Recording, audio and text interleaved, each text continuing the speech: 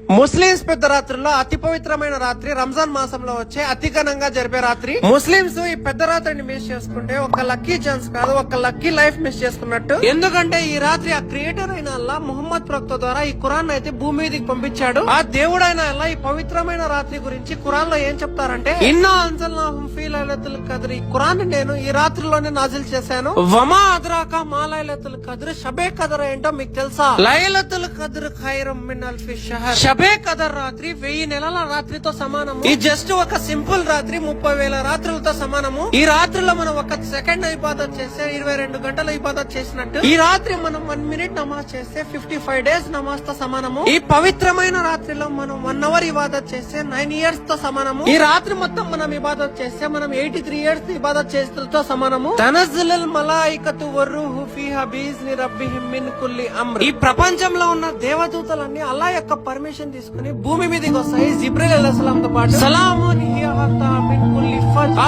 పవిత్రమైన రాత్రి timing morning Fajr నమాజ్ వరకు అయితే ఉంటుందంట.